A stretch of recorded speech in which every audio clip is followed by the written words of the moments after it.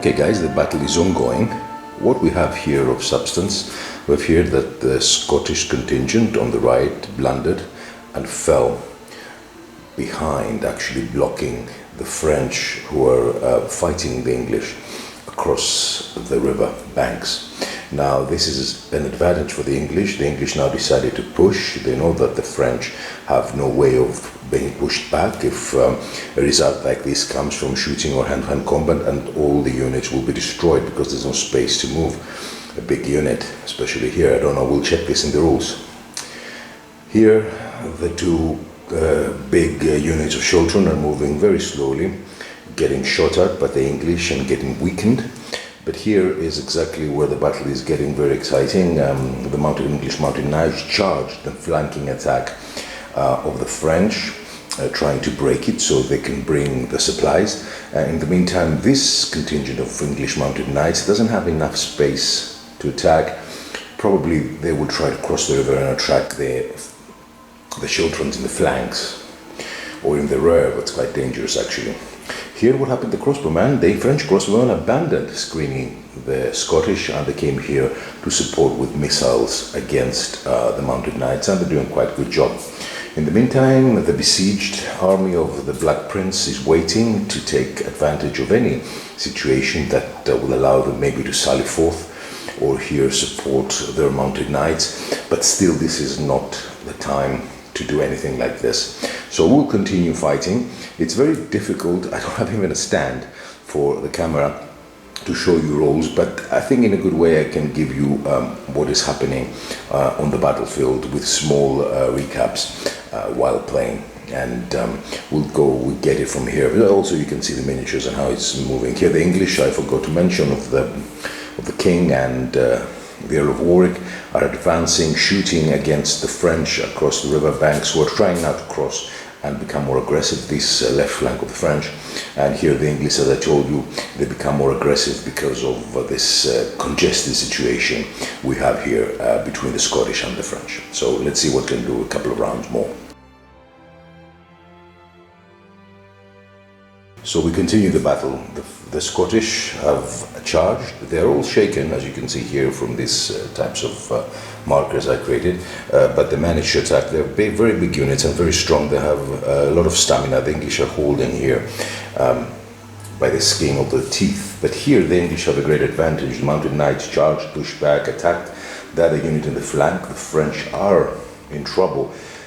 The English could sally forth from here and support their knights. If they manage to hold this flank attack, they will be safe in a way that the supplies can come in, and one objective of the English, the supplies are still moving, the objective of the English will be completed, let's say successful, but also they can destroy the French who are now struggling with the mounted charge of the English knights. The English knights here haven't done the movement, pushed and destroyed the crossbowmen, and they will meet now the children. I don't know how good this is.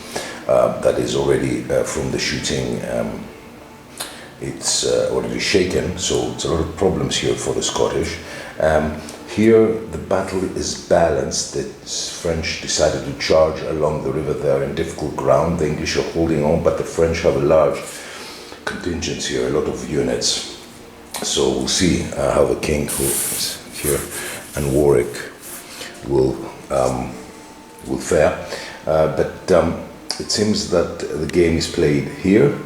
If the English manage to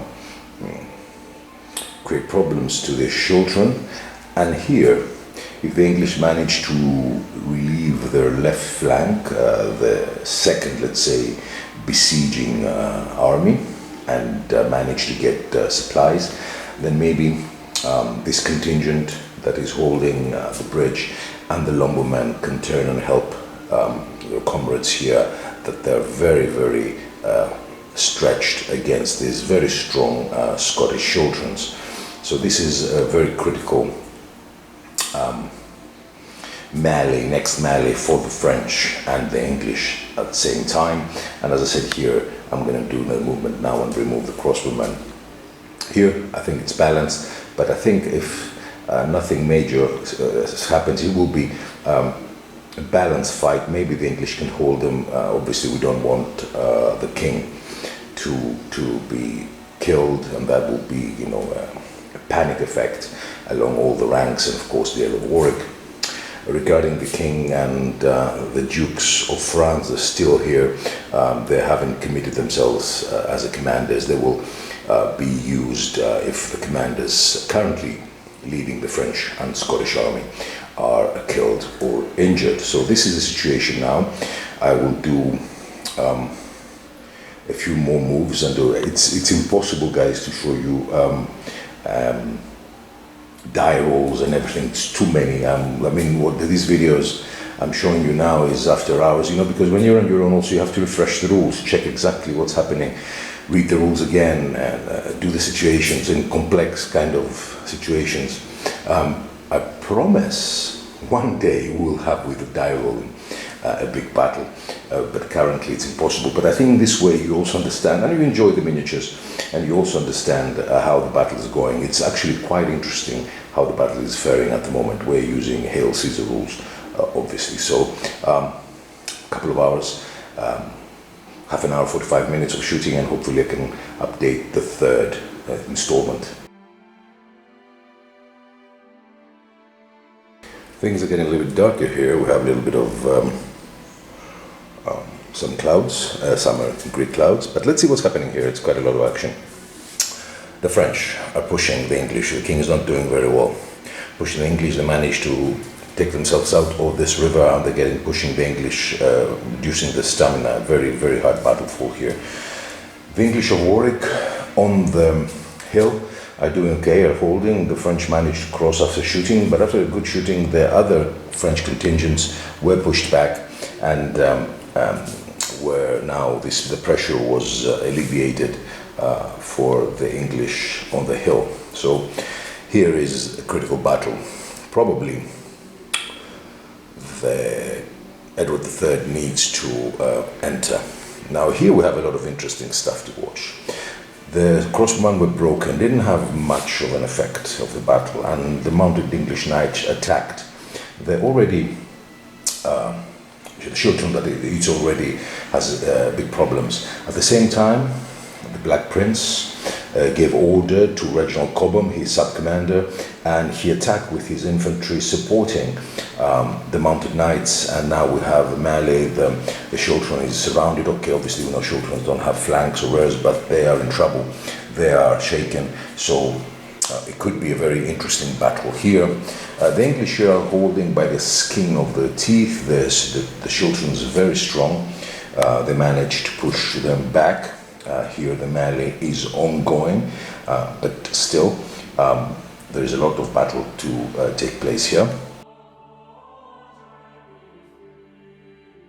And if we go here, things are looking good for the English. And if we go here, things are looking good for the English.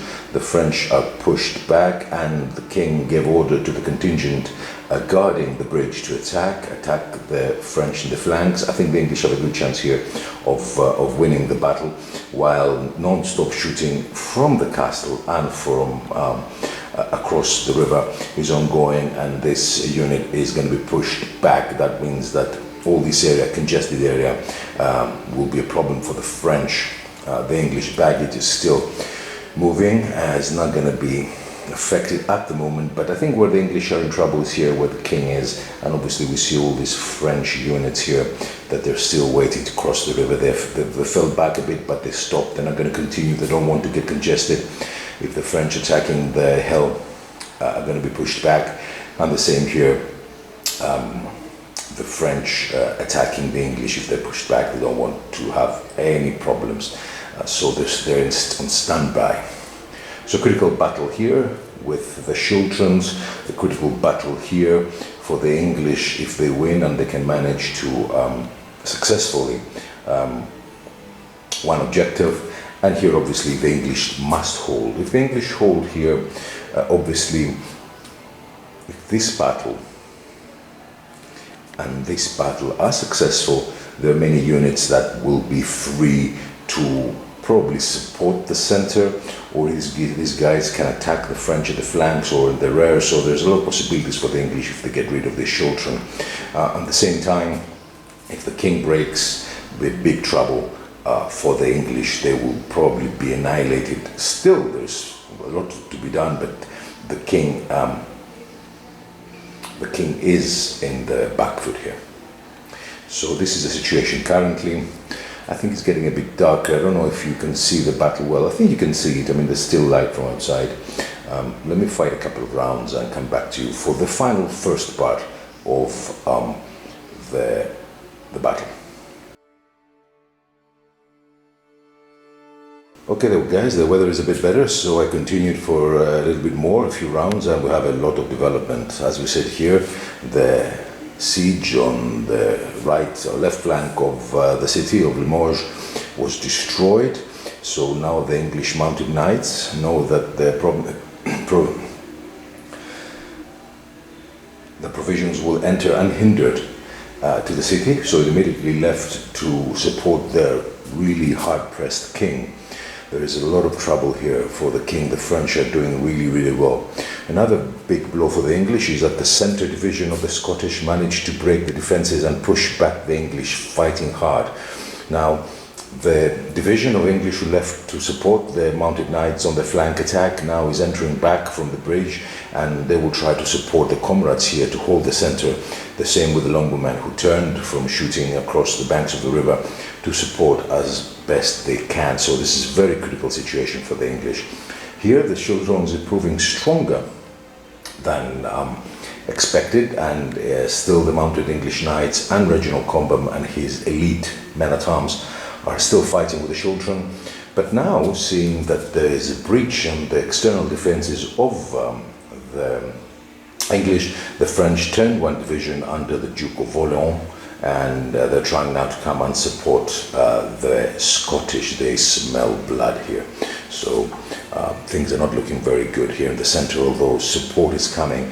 This is very critical melee here, because if the schultern doesn't hold, the English could be able to free 2 units. Obviously there is support from the French coming up here.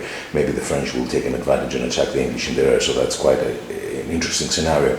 So it's a matter of speed here, and the mounted knights need to make a decision, and I think what they're going to do is they're going to attack the French who are hard pressing the king in the flanks. Here in the center we have pushbacks for the French, because the elevated position gives advantage to the English, and the division here are waiting and not committing yet. But I think here is where we're going to have the most interesting part of the battle. The center, that it's commanded by the Black Prince himself.